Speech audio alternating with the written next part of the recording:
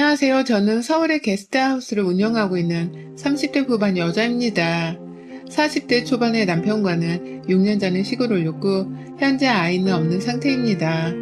둘 다 아이를 무척 가지고 싶어 했지만 이제는 둘 다 나이가 있기 때문에 현실적으로 어려울지도 모른다는 생각에 거의 포기를 해버린 상태나 마찬가지예요. 시험관 시술도 여러 차례 해봤었지만 모두 다 실패를 했고 그쯤 되니 아이는 우리 운명이 아닌가 싶더라고요. 슬픈 와중에 주변을 둘러보면 모두가 자기 아이 하나쯤은 가진 채 행복하게 살고 있었기 때문에 우울하고 괴로웠던 순간들도 참 많았습니다. 나 혼자 무슨 죄를 지었길래 아이가 없나 싶어서 제 배를 한참 들여다보면서 정신 나간 사람처럼 방 안에 갇혀 지낸 적도 있었네요. 하지만 그런 앞날에 대한 회의감, 아이를 향한 욕심 같은 것들은 코로나가 터지면서 한 방에 정리가 되더라고요. 현실적인 돈 문제 앞에서는 이런 고민 걱정들이 아주 그냥 아무짝에도 쓸모가 없는 사치가 되었습니다. 제가 운영하는 게스트하우스는 저의 전 직장에서 받은 퇴직금과 부모님으로부터 물려받은 단독주택 하나를 가지고 시작했던 사업이었습니다. 과감했던 저의 첫 사업이자 저의 전 재산이 몰빵된 사업이었어요. 부모님은 아직 정정하게 살아계시지만 관리하기 힘든 단독주택을 버거워하셨고 마침 동네 주변이 중국 관광객들도 많이 몰려온다고 하고 여기저기 상권이 활발히 커지면서 게스트하우스를 운영하는 것에 관심을 두셨었는데요. 본인들이 직접 해보자니 손이 가는 일이 너무 많다는 소리를 듣고는 저한테 바로 넘겨주시더라고요. 알아서 잘 관리를 해보면 살라고 말이죠. 그 바람에 저도 용기를 내서 대학 졸업하고 30이 넘어서까지 열심히 다니던 직장을 때려쳤습니다. 제 젊은 시절을 다 바쳐 일했던 직장이었지만 정말로 큰 용기를 가지고서 사표를 냈었어요.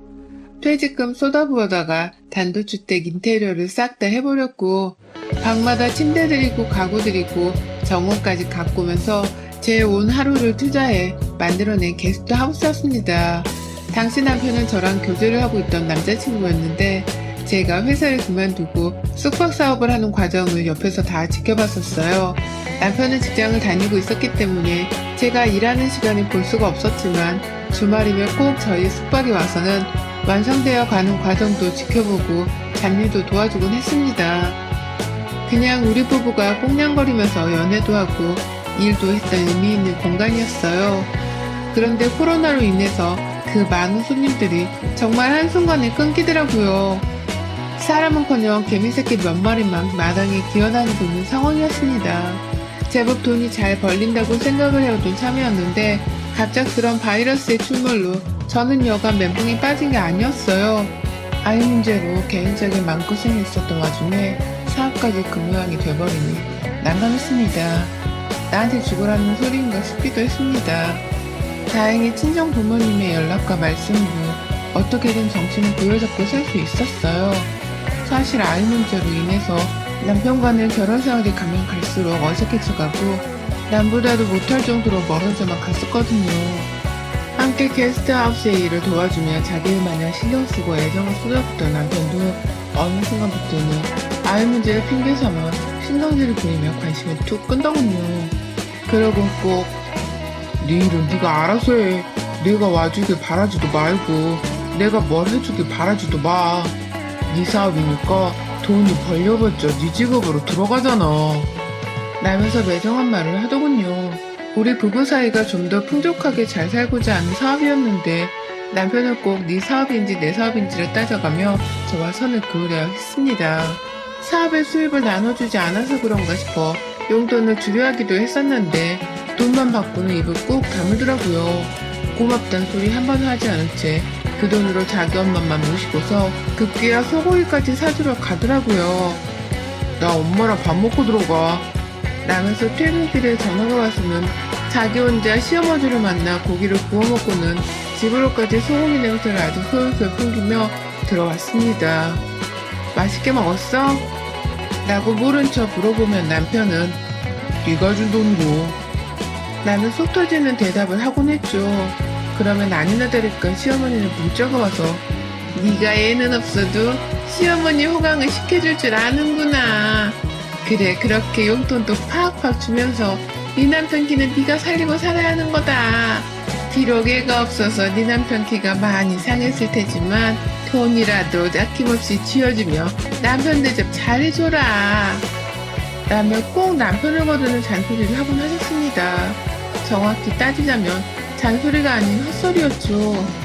그런 식으로 제가 고생해서 건네주는 돈을 입 꼭 다물고 받아먹더니만 저희 부모님을 위한 선물 하나 사줄 생각도 안 하고 저를 위한 근사한 외식 한번 해줄 생각을 하지 않는 남편에게 딱 코로나가 터지기 직전에 용돈을 끊어버렸어요. 그게 작년 초였죠. 무작정 용돈을 안 준다면서 남편은 마치 맡겨놓은 돈이라는 마냥 제게 화를 내기 시작했고 그런 남편의 모습에 저는 더 진절머리가 나며 정이 뚝 떨어졌습니다. 그러던 와중에 갑자기 코로나가 찾아오게 되었고요. 그 바람에 제 사업이 잘 되지 않아 힘들어하니까 남편도 사람이긴 한 건지 용돈 문제는 더 이상 언급하지 않더라고요. 코로나 덕분에 오히려 남편하고의 신경전이 뚝 끊겨버리게 되었고 저는 저대로 남편은 신경도 쓰지 않은 채 숙박일을 일으켜보겠다며 밖에서 고군분투를 하고 살았습니다. 남편과 시어머니께 신경을 하나도 쓰지 않으니 제 정신 상태는 솔직히 이전보다 훨 맑아져갔어요. 보통 같으면 집에서 남편 눈치에 시어머니 전화 눈치까지 보면서 혼자 속 끓이는 일이 많았을 텐데 일에 몰두를 하다 보니 그 누구도 신경이 쓰이질 않았습니다. 먹고 사는 현실적인 문제가 더 급한데 시무녀 남편은 제게 아무짝에도 쓸모없는 것들이었으니까요. 그 사이 저는 저대로 외국인 관광객들이 아닌 국내 소비자들에게로 사업의 방향을 빠르게 전환시켜 그나마 손해를 덜 본 채로 밥벌이는 하고 살 수 있게 되었습니다. 전보다 분명 반값도 싸졌고 손해보는 일이 많았지만 내 일을 계속하고 있는 게 어디냐는 마음으로 정신을 붙잡고 열심히 일을 했어요. 하지만 제 일이 다시 잘 되기 시작하니 남편이란 놈이 옆에서 신경을 긁기 시작했습니다. 바로 잊혀졌던 그 용돈 문제로 말입니다. 가장 첫 시작은 바로 시어머니셨어요. 올 초부터 부쩍 저한테 전화를 하시더라고요. 그 전까지는 이러다 제가 숙박 사업을 쫄딱 말아먹고는 자기한테 돈이라도 꿔달라고 하는 게 아닌가 싶었는지 제게 통 연락도 하지를 않으셨거든요. 그런데 제가 막 집에서도 손님 상담 전화를 받고 예약이 바빠져 숙소에서 집까지 왔다 갔다 하는 걸 남편한테 들었는지 갑자기 올 초부터 부쩍 자주 연락을 해오셨어요. 처음에는 요즘 사업이 바빠졌다며? 다행이다. 뭐 일손 필요한 건 없니? 라며 문자가 와서는 제 사업이 어찌 진행되어 가고 있는지를 슬쩍 떠보시더라고요.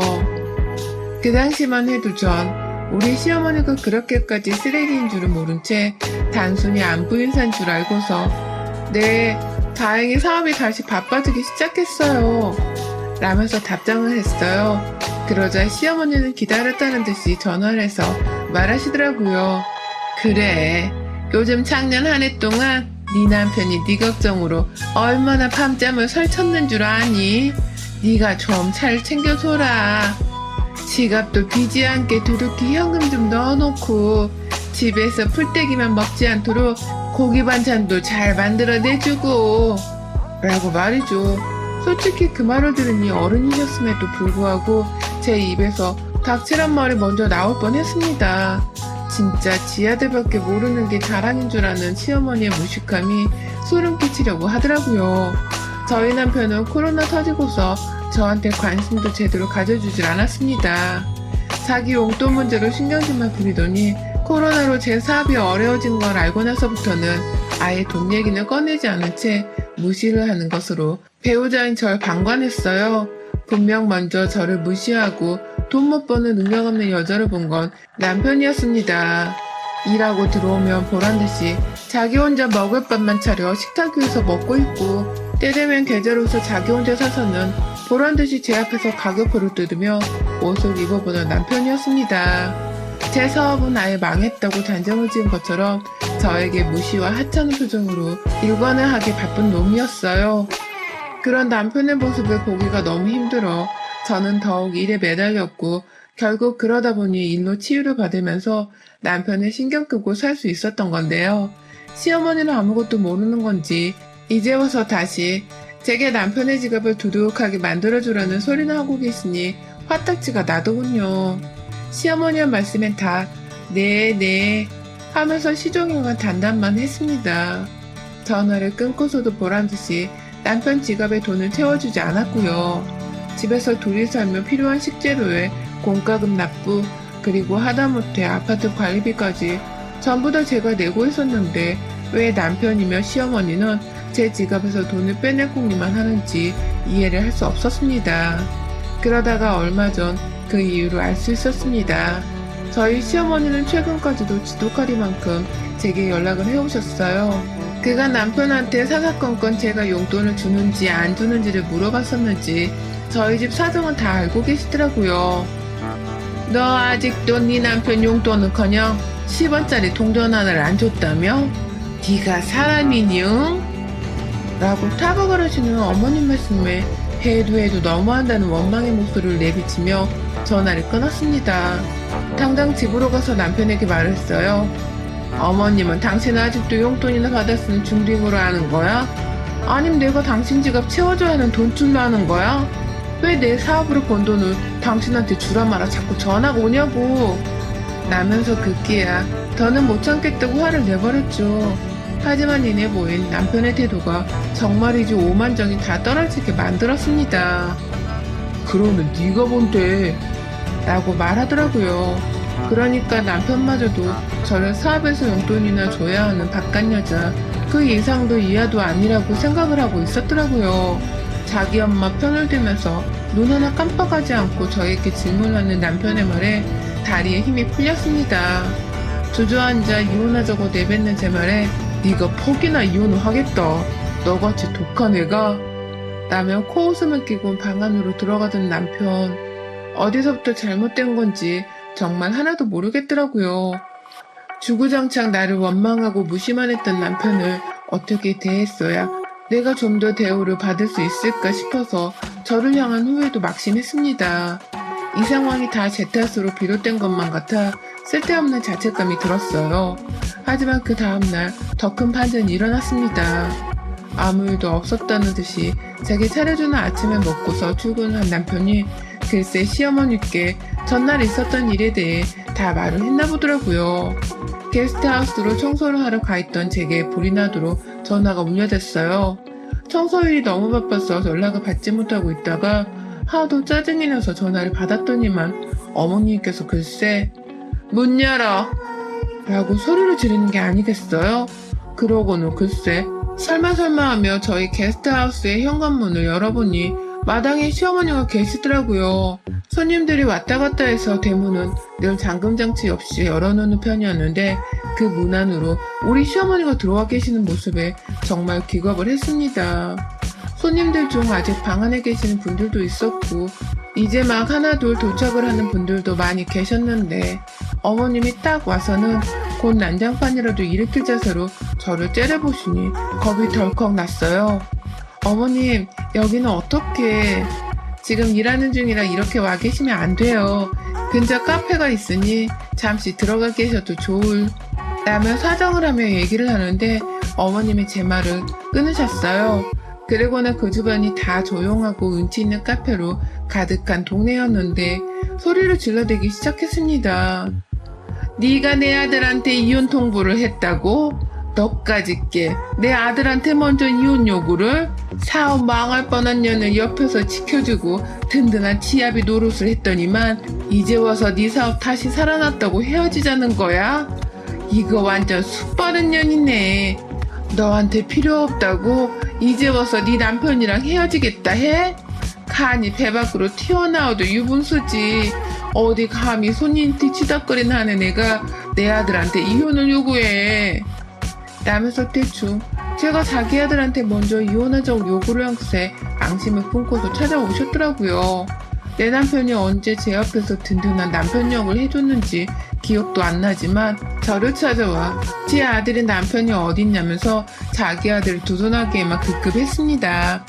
제가 아무리 진정하려 용을 쓰고 애를 써도 제 말은 귓등으로 듣지라 하는 채 마당에서 계속 소란을 피워댔어요. 지방에서 잠시 올라와 계셨던 한 40대 남자 손님께서는 무슨 일이냐며 놀래 마당으로 뛰쳐나오셨고, 결국 저는 손님들께 방해가 될까봐 급히 시어머니를 모시고 게스트하우스 안으로 들어왔습니다. 안으로 들여보내면 적어도 소리는 안 지른 채 제 앞에서 대화를 해보려 하실 것 같았거든요. 남편한테는 문자를 보내니 네가 알아서 해결해. 너가 이혼하자고 해서 이렇게 된 거잖아. 라며 자기 엄마 일에 아예 나몰라라 하더라고요. 자기 부인 사업장이 자기 엄마 때문에 난리가 났는데도 남일인 마냥 모른 척을 했어요.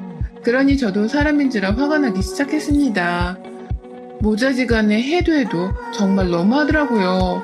제가 사업이 힘들 때는 쳐다도 보지 않고 연락조차 하지를 않더니만 사업이 좀 나아진다 싶으니 또 용돈을 달라고 난리고, 급기야 자기 아들한테 이혼 통보를 했다고 난리 부르스를 떠는 꼴이라니. 게다가 자기 아들이 지아비 노릇을 잘한 줄로만 알고 있는 시어머니의 말씀이 생각을 할수록 열불이 났습니다. 문제는 시어머니가 쉽사리 제 게스트하우스로 나갈 생각을 하질 않으셨다는 겁니다. 자기 아들한테 이혼말을 먼저 꺼낸 것을 취소하고 당장 무릎이라도 꿇고 사과를 하라고 말하면서 말이죠. 급기야 자기 아들한테 올 때 미리 연락을 해놨기 때문에 지금 회사도 반차를 내고 저희 게스트하우스로 오는 중이라고 하는 겁니다. 아까는 분명 자기 엄마에 대해서 깜깜무소식이라는 듯이 모른 척하고 대수롭지 않아 했던 남편이 지금 저한테로 오는 중이라고 말이죠.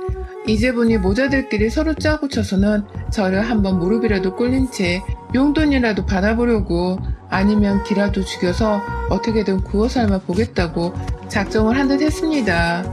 하지만 저는 당장 도움을 요청할 수 있는 사람들이 아무도 없었어요. 그러다 아까 마당에서 마주했던 40대 손님께서 멀찌감치 서 저를 조용히 부르더라고요. 호들갑을 떨며 화를 내는 시어머니를 내버려 둔 채 급하게 손님께로 달려나갔습니다. 그러자 손님은 내가 얘기를 계속해서 들어봤는데 사장님 괜찮아요? 라면서 저를 걱정해 주셨어요. 순간 그 말씀에 저도 모르게 울컥한 나머지 죄송합니다.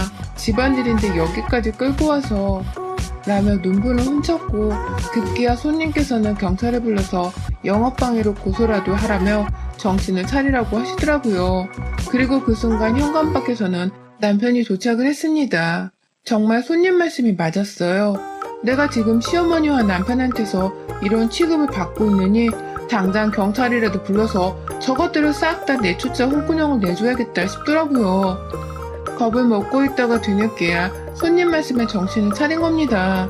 저는 바로 손님께 불러주세요 라는 한마디를 남긴 채 남편을 게스트하우스 거실 안으로 들였어요. 핸드폰 녹취를 하면서 저는 몇 번이고 두 사람에게 여기서 나가주세요. 손님들 오셔야 하고 아직 계시는 손님들도 있어요. 저 혼자 청소해야 해서 시간이 없어요. 라며 몇 번이고 말씀을 드렸습니다. 녹음을 신경 쓰면서 최대한 제 화를 가라앉힌 채 영업이 방해된다는 말도 아끼질 않았네요. 아니나 다를까 시어머니는 제 영업에 관심이 없다며 나가기를 거부했고, 급기야 저는 바깥에서 경찰로 추정되는 사람들이 대문을 열고 들어오는 소리가 들리는 그 순간, 그리고 밖에 있던 손님이 여기에요 라면서 경찰을 향해 외치던 그 순간, 이때밖에 없다면서 무작정 시어머니께로 달려들었습니다.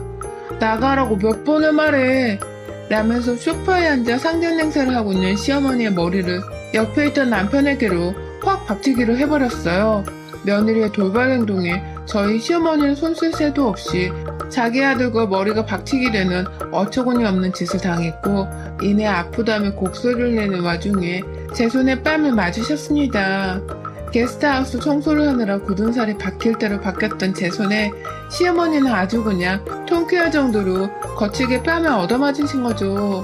그 와중에 남편은 제가 미친년이라며 저를 한 대라도 때리려고 손을 들이밀었는데, 그 순간 밖에서 경찰이 그만하라며 소리를 지른 채 남편을 제압했어요. 두 사람은 바로 경찰서로 연행이 되었습니다. 남의 업장에서 방해를 한 이유로 저는 합의 없이 두 사람을 고소하기에 이르렀고요. 두 사람을 난동죄로 고소함과 동시에 이참에 더는 못 살겠다면서 남편과 시어머니께 이혼소송과 위자료 청구소송을 걸어버렸습니다. 제 이혼에 책임이 없잖아 있는 시어머니께도 남편과 마찬가지로 정신적 피해에 대한 위자료 청구를 했고요. 남편에게는 그간 소홀하고 무심했던 결혼 생활의 책임을 물어 이혼 유책자로 소송을 걸어버렸죠. 시어머니와의 마찰에서도 나 몰라라 하며 무시하려 했던 남편이 보낸 문자를 죄다 증거로 제출해버렸습니다. 솔직히 따지려고 들면 따질 수 있는 증거가 수도 없이 많았고 제가 그동안 책임지고 내던 생활비와 공과금까지도 모조리 다 받아내겠다면서 재산분할 소송까지 걸어버렸어요. 가진 거라고는 쥐뿔도 없던 남편은 졸지에 이혼하면서 그간에 저한테 받아온 혜택까지도 모조리 다 토해내야 하는 최악의 상황을 마주했습니다. 그런 남편은 아니나 다를까 물에 빠진 생쥐마냥 겁에 질려서는 내가 당신 사업 힘들 때에도 이혼 얘기 안 꺼내고 함께 있어줬잖아. 그런데 이렇게까지 해야 해? 이혼은 다시 생각해보자. 이젠 내가 당신 일도 도우면서 잘할게. 라면서 입에 발린 소리를 씹으렸습니다. 그리고 저는 그런 남편의 말이 다 거짓부렁이라는 거 너무나 잘 안다면서 사업이 힘들 때 이혼 얘기는 안 꺼내야 하는 게 정상인 거야. 너처럼 생색내면 안 되는 거라고 이 자식아. 라며 칼같이 합의를 거절했습니다. 결국 남편은 저하고 이혼을 하게 되었어요. 결혼 생활 6년 동안의 대가치고는 너무나도 작은 3,500만 원의 위자료를 받았고 시어머니로부터는 이혼을 하게 만든 정신적 피해보상과 더불어 영업방해죄 벌금까지 합해서는 1,300만 원의 위자료를 받았고요. 제가 가지고 있는 게스트하우스 주택을 팔기만 해도 지금 당장 돈 10억은 우습게 받을 수 있는데 두 모자한데 합쳐서 돈 5천만 원도 안 되는 위자료를 받아 좀 허탈하더라고요.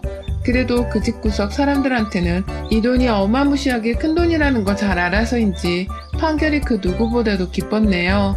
어디 한번 보란듯이 이 위자료를 가지고서 맛난 엿이라도 사 먹으며 앞으로는 제 행복을 찾아 열심히 살 겁니다. 남편이나 시모처럼 제 노력과 삶을 무시하려 드는 것들이랑은 철벽을 치고 살 거예요.